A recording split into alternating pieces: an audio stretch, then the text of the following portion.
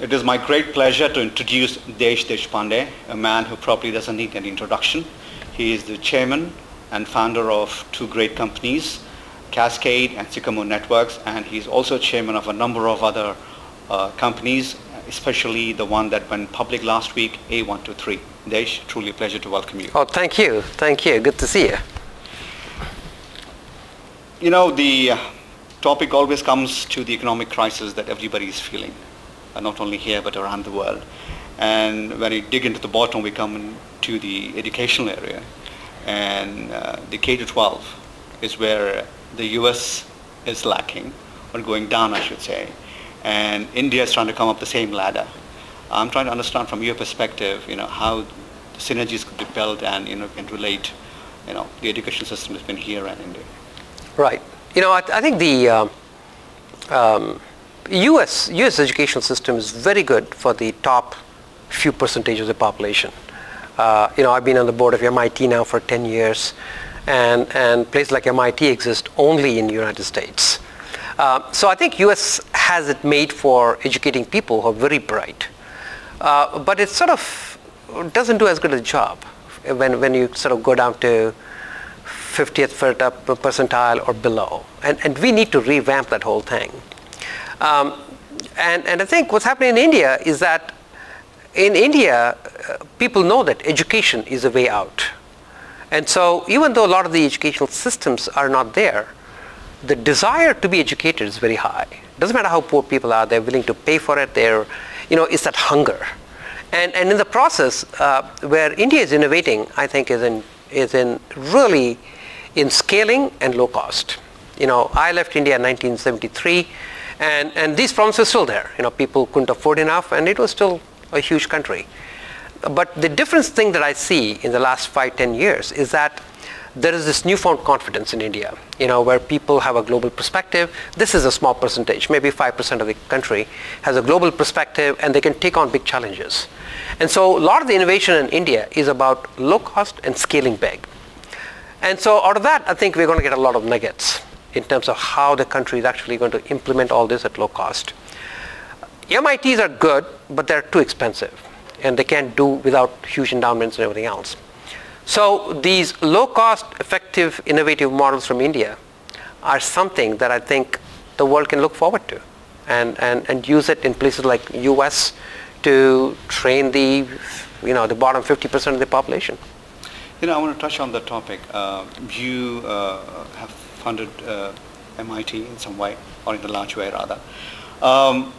This question comes when we look at IITs and other institutions in India, some of the great institutions, I think, in the world, but the research is where the problem is. And productizing or commercializing the research is another big challenge. And that's where India is kind of lacking behind. And it's a huge bridge we have to cross. I don't know if that's a problem. That is, I think the world has 6 billion people, and we have a lot of grand challenges.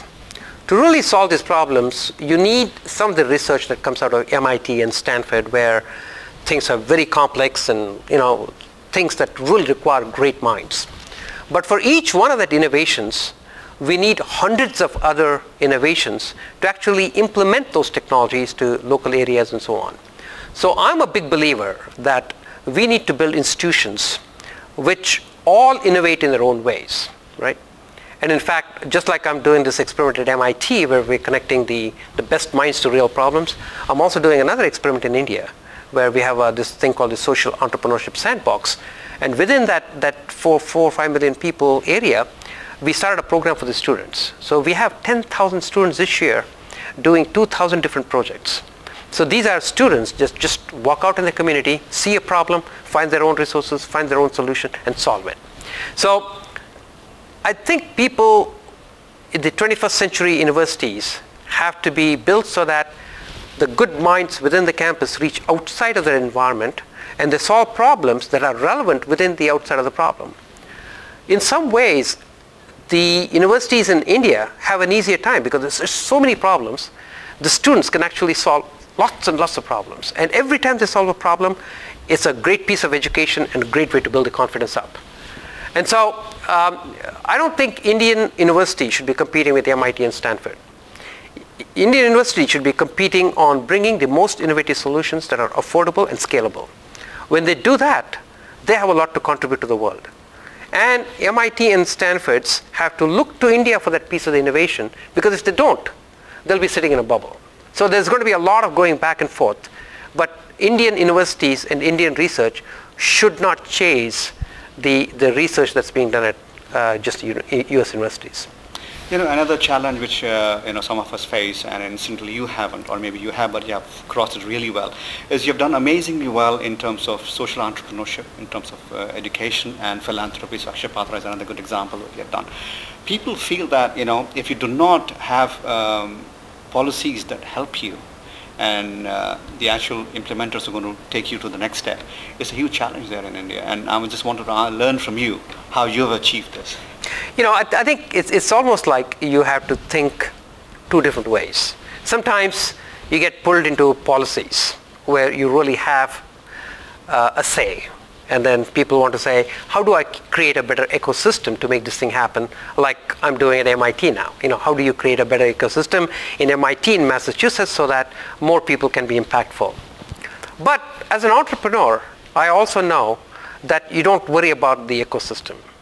It doesn't matter what the hurdles are, you're going to go make them happen. So when I see entrepreneurs who are really passionate about something they want to do, whether it's feeding midday meals to school kids or whatever, it's just amazing. It doesn't matter what hurdles you put them on the way, they have enough conviction that they're going to get through it. So I think it's a message for both parties. I think there's always friction in the system, because as an entrepreneur, whenever you try to do something good, developed world, developing world, wherever you go, there's always a change. The change affects the vested party, so there's somebody who's losing, and they're going to resist. So you'll always have that friction, and you have to overcome that friction, and that's what conviction and entrepreneurship is all about. But policymakers can continuously work on reducing that friction so that they make it easier. But that's no excuse for not doing things. My final question is touching upon the entrepreneurship mantra. There are some emerging entrepreneurs who might look at you and say, well, I wish I was like Desh, 20 years ago. And you might look at the other side and say, well, I was as young as you are. Is the grass definitely greener this time now on the other side when you look at the prism from the other side, or the challenges are a little more for emerging entrepreneurs? I think the challenges are always the same. It doesn't matter whether you're doing a company in India, China, US, 30 years ago, now 40 years ago, because you're always trying to do something a little different than what it is. If the world is changing slowly, then you don't have to do that much. You try to start a company in Silicon Valley, it's so competitive. Your idea better be profound, otherwise you can't get started. The same idea when you started in Hubli in India, it doesn't have to be that profound. So in some ways you have the leg up there. So I think it doesn't matter whether you're playing a street hockey or NHL or whatever. Every league, once you find your league, it's hard. And there's a good chance that you'll lose. There's a good chance that you'll win.